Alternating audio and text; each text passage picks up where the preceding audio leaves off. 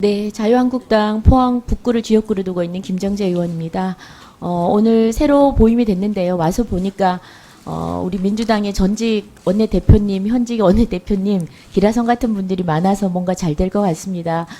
저도 산업통상자원 중소 벤처기업위원회가 추구하고 있는 각종 산업 또 그리고 소상공인, 자영업자 등등 가장 대한민국 발전에 가장 기틀이 되고 있는 분야에서 많은 정책과 또 올바른 법제도가 나올 수 있도록 저도 최선을 다해서 일해보겠습니다.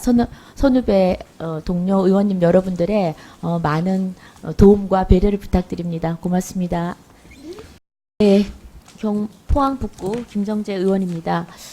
오늘 우리 모두의 의사진행 발언에서 듣기 불편한 이야기들이 많이 나왔습니다. 산불 피해 관련해서 자유한국당에서 야당에서 공무원들과 함께 협의하고자 배석을 요청을 했는데 1시간 전에 다 거절을 했습니다. 다른 사람들도 이하 과장님, 국장님, 이하 차관 전혀 보내지 않았습니다. 그도 아주 급하게 연락을 했는데요. 이 부분에 대해서 어떻게 인식을 하느냐. 차관님, 공무원이 정부의 공무원들이 여당의 공무원은 아니죠. 공복이시죠. 국민을 말하는 거죠. 여당을 지지하는 국민만 얘기하는 건 아니죠. 그렇습니다. 네, 그래서 아까 당정 협의 업무가 물론 국무총리 훈령에 규정이 돼 있습니다만 야당에서도 충분히 대한민국 공무원들 장관 차관과 충분히 협의하고 같이 대안을 찾는 그런 일을 해야 그게 국회의원 일을 하는 것입니다. 향후에 이런 일이 절대 재발되지 않도록 그렇게 해주십시오. 오늘은 저희 예산 관련 저희가 질의를 해야 되는데요. 제가 예결위 소속이 돼 있어서 구체적인 거는 거기 가서 하는 걸로 하고 지금 저희 지역구에 관련해서 얘기를 좀 드리겠습니다.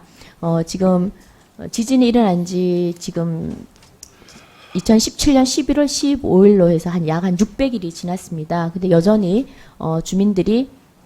집을 잃은 주민들이 바깥에 나와 있는 실정이고요. 그리고 그 당시에 많은 중소기업들은 많은 피해를 봤습니다만 실질적인 지원은 단 한 푼도 받지 못했습니다. 그나마 우리 중기부에서 주는 경영 안전 자금으로 그나마 낮은 융자금으로 겨우 버티고 있는 그런 실정입니다. 그래서 이번 추경에 긴급 경영 안정 지금 세부 내용을 보니까 포항을 지원한다고 한 80억이 배정되어 있더라고요. 맞죠? 네, 맞습니다. 예. 중기부 잠깐 네네. 배 있는데 지금 내용을 보면 사실은 지금 현지 상황은 어떠냐면요. 지진이 이번에 인재로 됐습니다. 지열 발전 때문이란 인재에 의한 거기 때문에 국가가 충분히 이에 대해서는 책임감 있게 행동을 해야 된다고 보는데요. 지금 시설 피해가 발생한 제조업은 소위 말하면 무너진 회사들은 시설 복구하는데 엄청난 돈이 들었습니다. 그래서 또 특히나 생산이 중단되고 계약이 해지됐습니다. 당연히 막대한 경영 피해가 발생되겠죠. 경영이 악화되니까 신용등급이 하락합니다. 그러니까 기존 금융권 대출 이자율이 높아집니다. 한마디로 악순환이 계속 되는 거예요. 그래서 지금 현재 신용등급 하락으로 약 한 2.7% 정도가 이자가 상승했습니다. 그래서 지금 저희가 좀 바라는 것은 이번에 긴급 경영 안정 지금 융자 한도가 지금 80억인데 기업당 연간 10억씩 주고 있습니다. 그리고 그런데 이에 반해서 제조업 평균 금융 대출 금액은 다 아시겠지만 약 한 20억에서 70억 정도로 됩니다. 그래서 이번에 추경에 여기가 지금 지진 우리 지역이 특별 재난 지역으로 지금 아직 선포가 돼 있는 상태이기 때문에 융자 한도를 한 2배 정도 늘려서 추가 80억 원을 더 반영할 필요가 있다는 말씀을 드리는데 어떻게 생각하십니까? 지금 현재 반영된 80억 원은 기존의 45개사에 대해서 1억 7천 정도를 이제 추가로 지원을 해서 저금 이용자인데 지금 말씀하신 재해 중소기업의 경우에는 연시 1.9%의 고정금리를 적용하도록 지금 되어 있습니다. 그래서 이게 신용에 따라서 상승을 한다든지 그러한 부분이 없을 것으로 봐지는데 다시 한번 체크를 하도록 하겠습니다. 네, 좀 추가를 좀 요청을 합니다. 그리고 그다음 다음은 우리 그 지열 발전 시설 사업 관리 관련해서 예산 증액이 필요해서 말씀을 드리겠습니다. 통상산업자원부 차관님, 예. 지금 저희 포항에 그 지열 발전 때문에 이번에 지열 발전이 이번 지진을 촉발했다는 걸 알고 계시죠? 예.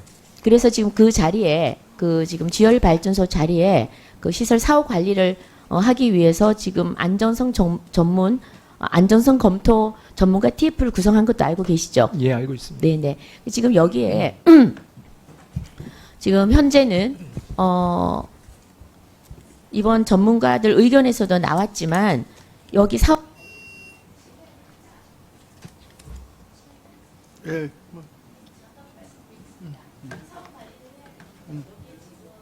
그래. 1분 더 하세요. 네. 다 알고.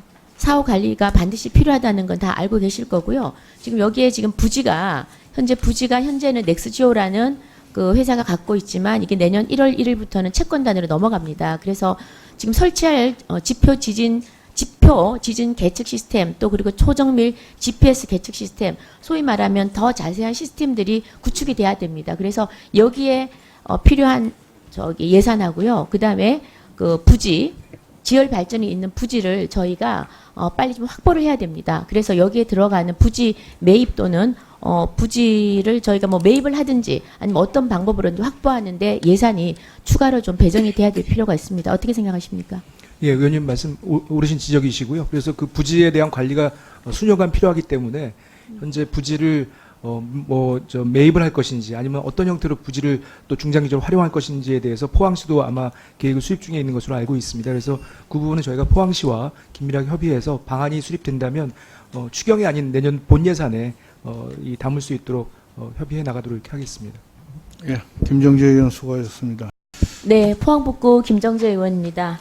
장관님, 지금 네. 일본에서 벌이고 있는 여기 수출 규제 경제 보복 한국 경제 지금 급소를 찌르고 있습니다. 한마디로 짧게 얘기하시면 원인이 뭔가 같습니까? 근본적인 원인. 말씀드린 대로 다시 한번 말씀해 주시죠. 근본적인 원인. 저희들의 대법원 판결 이후에 강제징용 피해 네. 보상. 일단 그걸로 개인 촉발됐다고 청구권 생각하고 인정한 있습니다. 거. 그걸로 촉발됐다고 보십니까? 네. 자, 그러면 이 문제를 해결하려고 그러면 어떻게 해야 됩니까? 원인을 제거해야 되겠죠? 네, 그렇습니다. 근데 자, 그러면 이 사건이 벌어진 지가 언제입니까? 지난해 언제요? 11월 정도. 11월. 10월. 지금 8개월 동안 그 사건이 벌어지고 이 파장을 예상했습니까? 가능할 수 있는 모든 대안이 나올 수 있는 작은 것부터 큰 것까지 생각을 했습니다. 그때부터 준비하셨어요? 그때부터 위험성을 가지고 생각을 하고 있었습니다. 작년 10월부터 답변을 보니까 강제징용 관련 대법원 판결 이후 관련 부처 TF를 구성했다고 그랬는데 TF 이름이 뭐죠? TF 이름요? TF 국무조정실에서 네네네. TF를 구성했다고 그러는데 네. 무슨 TF입니까? 정확하게 이름이 자, 8개월 동안 준비를 오셨다 그러는데 뭘 준비해 오셨냐고요? TF 이름이 뭡니까? 배상 판결 이후에 네. 관계부처 TF라고 특별한 이름이 있는 것이 아니고요. 네. 국조실 중심으로 해서 이 문제에 관련해서 어떻게 네. 대처할 것인가에 대한 TF를 따로 구성을 하셨습니까? 국조실에서 관계부처 TF를 구성을 해서 운영을 그러니까 했습니다. 보통 TF를 구성하면 이름이 있잖아요. 예를 들어서 뭐 강제징용 관련 판결 이후 뭐 대책이라든지 무슨 대책 이름이 있을 거 아닙니까? 저희들은 아무 이름 관계부처 없습니까? TF로 이해를 하고 있는데요. 확인해서 말씀을 드리도록 하겠습니다. 확인이 지금 이런 상황 속에서 아니 TF가 답변까지 받았는데 TF 이름이 없어요. 얼마나 지금 중요한 문제입니까? 대한민국 사활이 걸린 거 아닙니까? 그런 TF를 구성했다는 난 이름을 몰라요? 아니 이름이라는 것이 지금 현재 없습니까? 말씀드린 회의 대법원 몇 번 판결과 배상에 하셨어요? 관련된 자, 이 문제 관련해서 회의 몇 번 하셨습니까? 얼마나 하셨어요? 지금 수시로 수시로 얼마나요? 걸로 알고 있고요.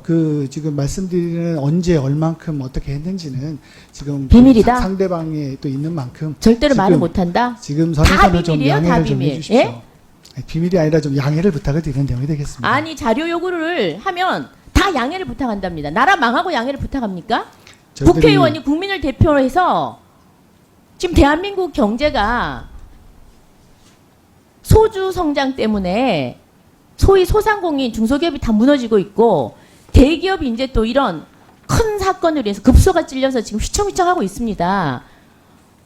작년 10월부터 지금 TF 구성해서 회의하고 있다면서요.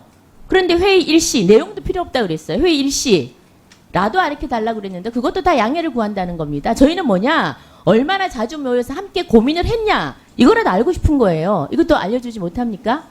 지금 선에서는 좀 안 했겠죠. 관계속에 있으니까 예? 좀 안 했겠죠. 위원님 지난 8개월 동안 안 했겠죠, 기본적으로 준비를. 많은 여러 가지 준비를 했었고요. 여러 가지 그 문제에 준비 중에 대해서는 세 가지만 좀 말씀해 양해를 보세요. 좀 부탁을 드립니다. 여러 가지 준비 중에 가장 중요한 세 가지만 말씀해 보세요. 일본 이 조치를 가지고 할 수 있는 그 외교적인 차원의 문제뿐만 아니라 저희는 물론 뭐 경제 그러니까 파트에 산자부에서 할 수 참여했습니다만은 있는 가장 중요한 세 가지만 말씀해 보세요. 이 TF를 하시면서 실질적으로 그만큼 중요했는데 좋습니다. 세 가지가 많다면 두 가지만 말씀해 보세요. 일본이 지금 하고 있는 것 중에서 저희 부품 소재 관련돼서 이런 것이 있을 수 있다 생각을 해서 저희들이 그 부품 소재 관련 대책을 업계와 함께 그 상의하면서 준비하고 있었습니다. 정말 추상적이네요. 뭘 업계, 어느 업계와 무슨 상의를 했습니까? 자, 보겠습니다. 3대 소재, 이번에 세 가지 소재 관련해가지고 지난 10년간, 최근 10년간 소재 부품 사업에 예산 집행한 걸 사업을 받습니다. 이것도 절대 안 주는 자료여가지고 제가 직접 아침에 전화해서 겨우 받아낸 겁니다. 최근 10년간 3개 과제했어요. 총 335억 투자했습니다. 폴리미드, 포드 레지스트는 있어도 불화수소는 없습니다. 뭘 했다는 겁니까? 지금 단기적으로 말씀을 드리면 지난해에 불화 자, 10년간 어땠니까요? 10년간 소재 부품에 예산을 집행해가지고 수입을 다변화하고 자체 기술 개발을 한다면서요. 그런데 전혀 불화수소에 대해서는 단 1원도 투자한 게 없어요. 그 불화 관련된 불산 핵과 관련돼서 그 우리 기업들이 새로운 그 수입선을 찾는데 또 관련해서 자기들의 그 국내 생산을 늘리기 위한 증설 단설에 대한 장관님 힘드시죠? 지원을 같이 했습니다. 장관님 굉장히 힘드실 겁니다. 제가 이 질문을 드린 이유는 이 문제는 장관님이 해결할 수 없다는 겁니다. 그 저희들이 가서 말씀드리세요.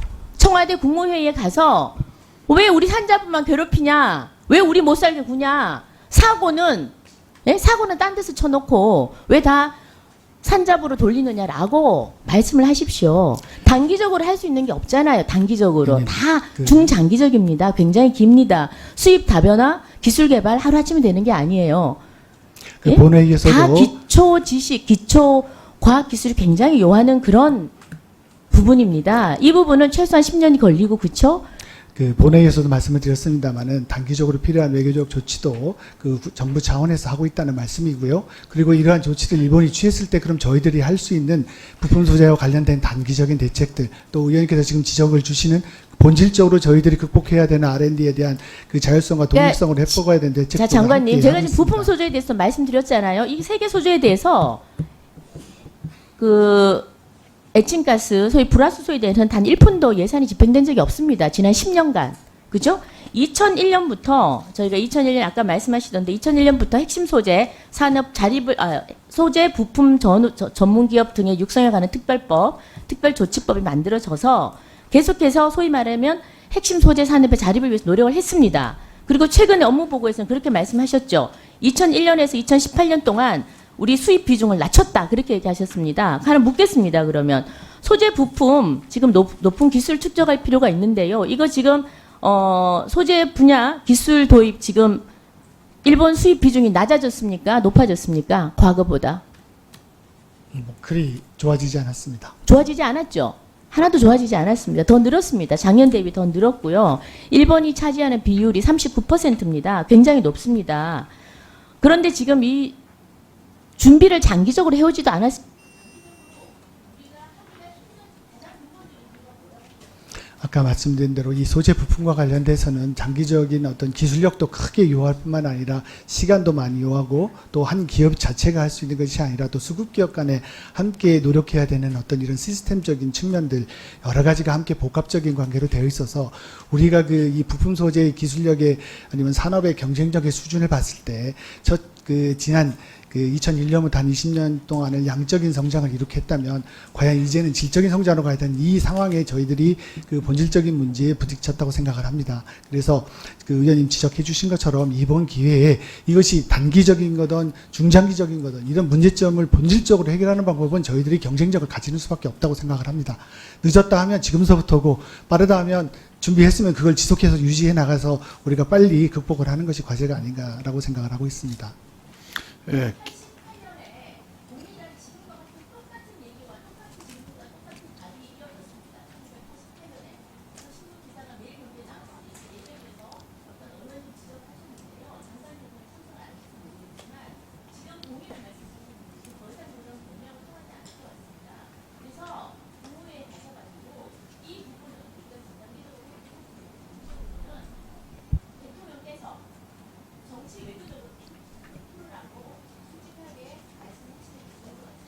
예, 김정재 의원 수고하셨습니다.